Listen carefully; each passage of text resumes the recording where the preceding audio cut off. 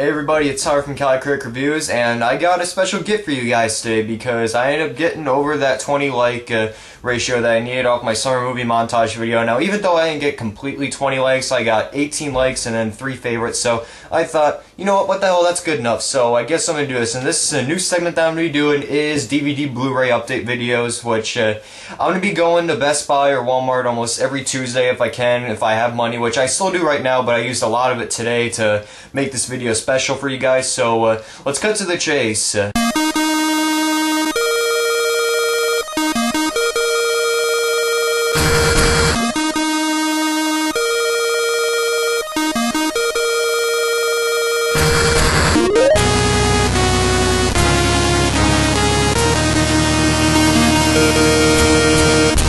So the first is a DVD, and I didn't pay anything for it, but I got it as a graduation gift, and it's Arrested Development, and it's all 3 seasons right here, as you can see. Now, I've never watched the show before, but I love Jason Bateman so much, because everything that he does just gets funnier every time, and this was the show that really made him a star for what he is today, and I'm really looking forward to both of his movies coming out this summer, Horrible Bosses and The Change-Up, and I've just heard how this show just goes in so far directions that you are kind of shocked at what they get away with sometimes, but I've heard it's such a funny show. It's got a great cult following, and I'm really looking forward to watching it. I'm going to try to get through the whole season this summer, which I probably should anyway, as long as I can break my laptop addiction right now, but I'm really looking forward to this show, because if you're a fan of Arrested Development, like, comment below if you want me to review this later in the summer too, if I end up finishing it as well. Okay, now we're on to the Best Buy haul that I did this morning, and a couple of them are new releases. Actually, I think one of them is a new release, but I'm going to start with the Blu-rays first for you guys. Alright, the first Blu-ray I got is one that is a film that I saw months ago, and I was kind of half asleep when I saw it because I was really tired, but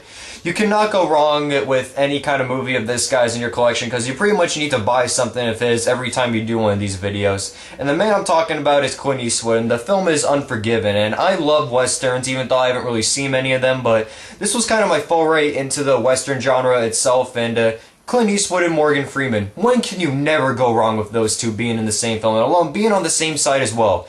Gene Hackman's a real slimeball of a bastard as the villain in this movie. Like, he does some really screwed up things, and you really hate him because this is one of Gene Hackman's greatest villain performances, and Clint Eastwood directed this movie as well. I mean, once again, never go wrong with Clint Eastwood acting and directing a film, because he just excels in all of them. I'm going to try to watch this in the summer if possible, and I know I will, but I'm sure I'll enjoy it just as much as I did last time, maybe even a little bit more because I'll be fully awake. Alright, the next one I got is Natural Born Killers. This is the unrated director's cut version, and I am a huge Woody Harrelson fan. I see just about every movie that guy stars in. I mean, he is a guy that can really have a great range in the movies that he does. I mean, he played a casualty notification officer in The Messenger. He played a zombie mower in Zombieland. Of course, you should know what a zombie mower is. And he also played a deranged superhero in Defendor. This guy's just got such a wide range as an actor, and this movie's no exception. He and Juliette Lewis have picture-perfect chemistry. They create one of the most notorious couples ever put on screen, Mickey and Mallory Knox. And this is an Oliver Stone movie, and this is one that is a little bit mixed of his because of all the crazy stuff he did in his direction. In fact, this movie has the world record for most editing cuts in a film because it switches between color, black and white, and like these acid trip sequences. It is such a weird movie, but I love it because the acting is great, and it's got a very great pacing to it. And it's in fact because Oliver Stone is a filmmaker that he's not really a big fan of my friends, of course. Well, actually, my friends aren't a big fan of him because I have a friend, he won't even see any of Oliver Stone's movies because he doesn't like the person himself. If you get into the director, Oliver Stone, I'm sure people can really enjoy this movie, but I love it, so yeah, this is definitely one of my favorite Woody Harrelson and Oliver Stone movies. It takes a lot for me to get creeped out by a movie most of the time, but this is one that it creeped me out. And even worse, I still had to go to school in the morning after this, and I was still feeling shivers down my spine by 2 of the characters in this film, and that is Silence of the Lambs. This is such a very creepy movie, as Hannibal Lecter and Buffalo Bill, played by Anthony Hopkins and Ted Levine, they are some really sick bastards in this film. But Hannibal Lecter is just one of the most charismatic serial killers on screen. As much as you want to hate this guy most of the time, he has that great charisma that really draws you into this character. Like, you're really drawn into his mind from the monologues that he gives to Jodie Foster's character. And Ted Levine, he just plays such a sick bastard of Buffalo Bill. I mean, I just shake and shiver at nearly every time that guy's on screen because he's such a sick bastard. But this movie, it just does such a great job at building up the suspense, and I love this movie a lot. And it's definitely one of my favorite horror movies of all time.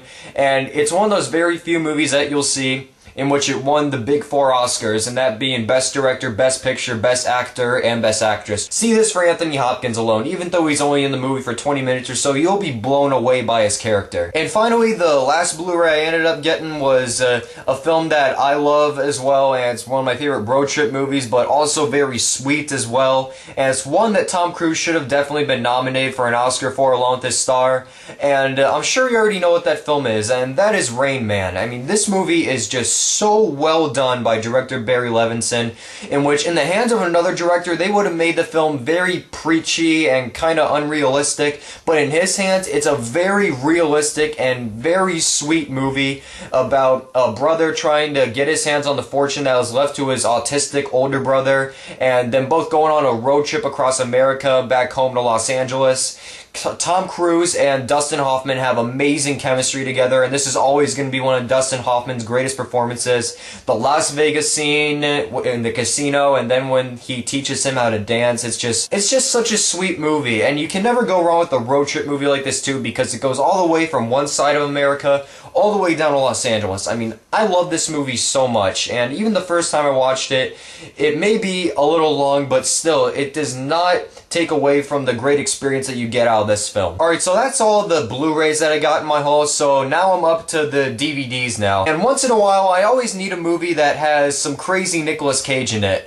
Not that film, though, because it sucks. So, the film I ended up getting of his is definitely one of his craziest, most insane performances, but it's one that should have gotten him another Oscar nomination, and I actually consider it his best performance since adaptation, and that is Bad Lieutenant Protocol New Orleans. It's such an insane movie because the character that he plays is so off the wall and not normal. I mean, he's a drug addict too. He's seeing reptiles all the time. It's such a weird movie, but it is done so well because of his performance and because of Werner Herzog's direction. I mean, this is such a great movie, and it's very overlooked because not a lot of people saw it when it released. In fact, I just rented it on a trip last summer, I think, and my parents thought it was so weird, but that's the beauty of it, because most of the time when you get a cop movie, it's so straight-laced by its rules, but this one is so out there and weird that you just kind of love it at the same time, because it goes for a new direction, and it may be a remake. When you look at the back cover of this and you see Nicolas Cage's character like that, you know you're in for an insane ride, but God, does he nail it in this movie. Okay, the next one I ended up picking up is from one of my favorite screenwriters of all time, Aaron Sorkin, who his greatest screenplay is always going to be for The Social Network, but I like to consider his second greatest in Charlie Wilson's War, and this is based on a true story of Congressman Charlie Wilson, and he's the one that helped the Afghani army help defeat the Soviet army during when they were fighting them back in the late 80s, and he is the one that helped to get a bunch of contacts together to raise funds to give them weapons, but ironically that led to the formation of the Taliban in the future. But it's Aaron Sorkin and the performances that really make this movie so good. I mean, usually when you have like 3 actors like these 3 right here, Tom Hanks, Julia Roberts, and Philip Seymour Hoffman, amount of equal screen time, they nail down their performances so well in this movie. And I gotta say, this is my favorite Philip Seymour Hoffman movie. I haven't seen Capote yet. He had me cracking up so much because his character has just this great charm and comedic side to him that he'll really keep you entertained. And Tom Hanks really nails the mannerisms of Charlie Wilson. He delivers a great performance as well. Like I said, Aaron Sorkin really made this movie with his fantastic script. It's got a lot of zippy one-liners, and it's all very fast-paced, and anything that Aaron Sorkin writes in his career is awesome, and that's the main reason I love this movie so much. When you get a great script and 3 great actors in a film, it's just like spaghetti. It's perfect, and that's what this movie is. Usually when someone brings up a Sylvester Stallone movie, it's usually usually one of his action movies, or it's a Rocky movie, but he always has those that are very underlooked, and the one that I got was Copland. I got this for $4 at Best Buy, and I think that this is Sylvester Stallone's most overlooked movie because it's one that he doesn't play an action movie hero. He's not a boxer. He's going for something a lot more laid back, and in this film he plays a slightly overweight sheriff of this small town just outside New York City, and it's a town where almost all the NYPD cops live in, and he thinks he has all the power, but he has all these other cops in the city that they actually rule it. Like, he doesn't know, of course, though. But this is such a strong movie. It is so well casted, even for its low budget. I mean, it's got Stallone, Harvey Keitel, Robert Patrick, Ray Liotta, and Robert De Niro. That is an amazing cast already, and this is from director James Mangold, and I think if I remember, he also directed Night and Day recently, but he's mostly known for making one of my favorite Joaquin Phoenix movies, Walk the Line, and he's also made Identity, which I really want to see. This is a very well-done cop movie. It builds up a lot of great tension in it. It's got great characters, and Sylvester Stallone is at his peak in this movie when he's not playing Rocky or playing Rambo or any other action movie hero out there. He is amazing in this movie. You definitely have to give this movie a look. And now we're down to the last DVD in my update, and I got a few props I'd like to show you, and I think if I show you the props right now, you'll probably get the feeling of what I got today. Alright, first, if you look real closely, you see this right here, and then you see this. Let me turn around. You see this right here now. And if you know what that is, I'm sure you'll know what I got then.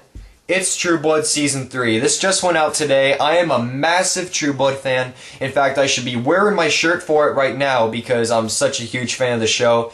Season 3, I thought, was probably the second best season of the show so far. It has the greatest villain, I think, which is Vampire King Russell, played by Dennis O'Hare, in which he is quite an evil bastard in this. He's got this strange charm to his character, and he's got a lot of great charisma with the actors that you almost can't even hate him because he's just so charismatic with all the characters on screen. And you get a lot of dumb Jason moments again, which I love that guy because he's as dumb as a box of rocks, which translates to some great humor. There's good action. In fact, they introduced werewolves into this, way better than Twilight does, of course. And I really loved Season 3, a lot more than Season 2 because Season 2 was so much crazier than this. But this season really brought the show back to its roots from Season 1, and I mean, come on, you can never go wrong when you see that they're selling True Blood at Best Buy, which this isn't real blood, of course. This is orange soda put in a True Blood container. You can tell I just love True Blood so much, and I'm really glad that I got Season 3, and Season 4 premieres later this in June, so I'm definitely going to be checking that out in the future, and might even do a round robin of that with one of my friends on here, too. Okay, so that's all the DVDs and Blu-rays I have today for you guys. Thanks for watching, and comment below if you want me to do this more often, and of course, hit like if you like this video, and subscribe to my channel if you want to see even more of what I do. And I want to say that my Midnight in Paris review is going to get canceled because I won't have time to do that tomorrow, but I do have an X-Men First Class review to give you guys this Friday, of course, and on Thursday I'll probably do a TV series review, actually for a pilot that premieres on Wednesday. So in the meantime, I'm Tyler from Cali Critic Review. Subscribe to my channel if you like this video, and if you want me to do more DVD updates, and I'll see you guys later. Goodbye.